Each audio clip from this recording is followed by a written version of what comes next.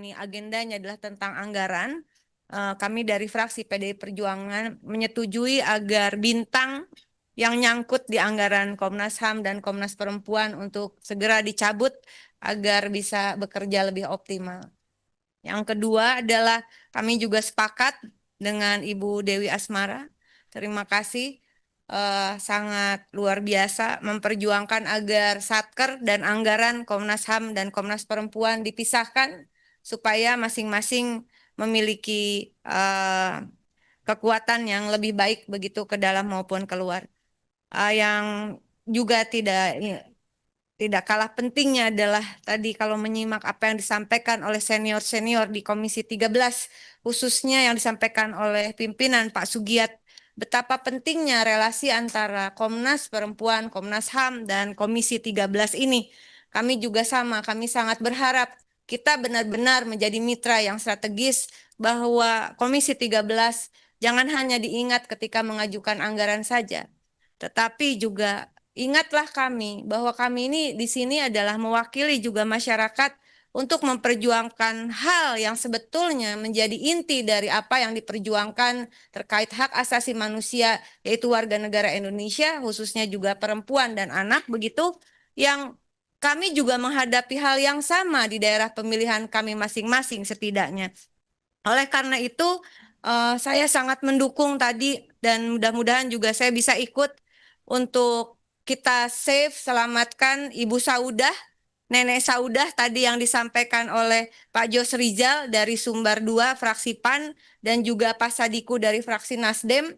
Rasanya hal-hal seperti ini, anggaran itu bisa kita tambah asal kita bermitra strategis ya untuk menyelesaikan kasus-kasus seperti ini. Saya rasa Mas Willy ini adalah sahabat saya lama ketika kami jadi aktivis, juga teman-teman yang di depan ini adalah senior-senior saya dalam memperjuangkan HAM di Indonesia. Nah, yang berikutnya adalah izin saya ingin menyampaikan dari apa yang tadi disampaikan oleh para senior di Komisi 13. Menurut keyakinan konstitusional saya, bukan menurut keyakinan saya saja.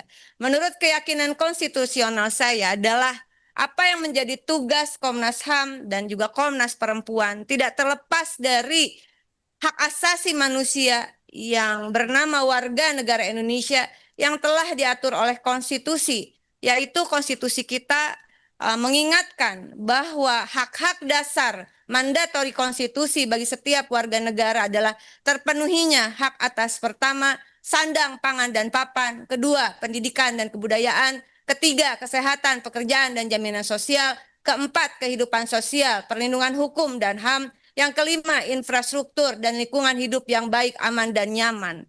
Inilah hak-hak dasar, hak asasi warga negara Indonesia yang disebut dengan HAM. Marilah kita bekerja dalam konteks tersebut, sehingga tadi kasus-kasus yang disampaikan oleh senior-senior saya di Komisi 13 tentu adalah kasus-kasus yang konstitusional harus kita perjuangkan bersama.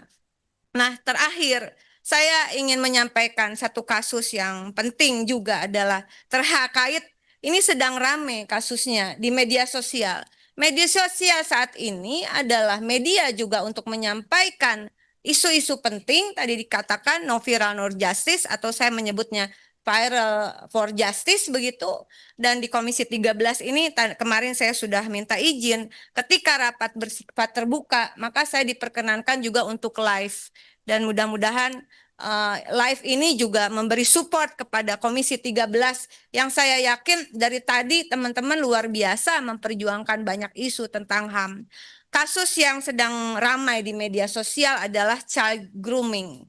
Ya, child grooming ini adalah sesuatu yang dalam tanda kutip tabu bagi Indonesia selama ini. Tetapi ada seorang perempuan yang bernama Aurelie Moremans yang mengeluarkan buku e-book secara gratis begitu, yang berjudul Broken Strings, Fragments of a Stolen Youth, bagaimana masa mudanya dihancurkan bukan hanya dirampas. Dan ini adalah memoir yang terindikasi merupakan kisah hidup yang nyata begitu. Dan ini bisa terjadi pada siapa saja, juga kepada anak-anak kita. Ketika negara diam, ketika kita yang ada di dalam posisi harusnya bersuara, harusnya memberikan proteksi, kita diam. Saya belum mendengar ada suara dari Komnas HAM dan Komnas Perempuan secara utuh, secara serius terhadap kasus ini. Ini bukan masalah yang saya kira sudah menjadi perhatian internasional. Tadinya ada dua buku yang versi Inggris dan juga versi Indonesia. Lalu child grooming ini bukan tindak pidana yang berdiri sendiri, melainkan modus operandi, prosesnya sistematis ketika pelaku atau groomer membangun kedekatan emosional, kepercayaan dan ketergantungan pada anak atau remaja. Tujuan akhir adalah kekerasan atau eksploitasi seksual. Maaf pimpinan, saya agak emosional ya, karena ini bisa terjadi loh pada anak-anak kita begitu, atau pada masa depan ketika kita diam. Jadi sebetulnya kasusnya banyak di Indonesia. Untung ada anak ini yang berani ngomong loh. Lalu sekarang pelakunya, indikasi, saya tidak menuduh, indikasi pelakunya ini sekarang sedang melakukan pembelaan diri begitu, dan ini rame setiap hari. Mas Willy, kalau bisa dilihat, sekira itu terus-terusan indikasi pelaku melakukan pembelaan diri, seolah-olah normalisasi terhadap bagaimana kekerasan terhadap anak, ada pembujukan di situ, pernikahan, indikasi ada kekerasan seksual dan sebagainya yang cukup sadis saya kira. Dan dalam momen berharga ini, di hari pertama saya bertugas di Komisi 13, dengan support dari pimpinan tadi, pimpinan juga mohon dukungannya terhadap kasus ini. Apakah mungkin kita memperjuangkannya bersama? Ada yang mencoba membela, langsung diintimidasi, Ibu.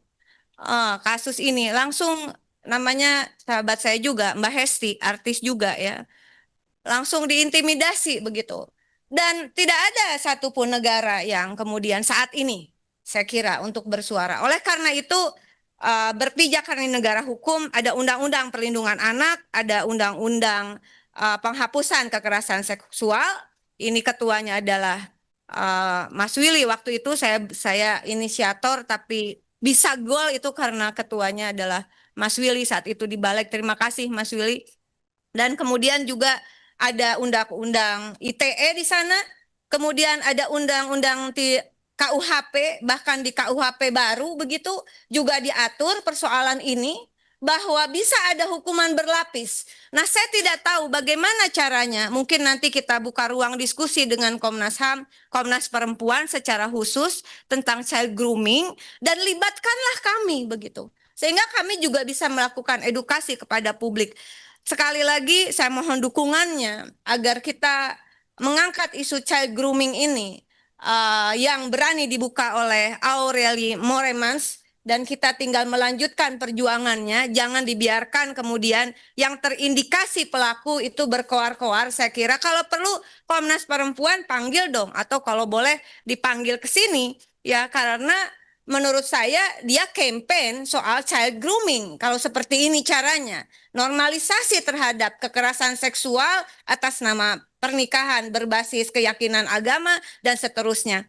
Nah, pimpinan, mohon maaf kalau saya di hari pertama tapi bicara panjang lebar, karena ini masa depan anak-anak kita. Saya kira saya mohon dukungannya dari semua pihak agar proses child grooming ini bisa diusut tuntas, dan pelaku dan yang terindikasi pelaku bukan berkoar-koar, tapi mari kita buktikan KUHP baru ini punya taji bersama Komnas HAM, Komnas Perempuan, dan Komisi 13.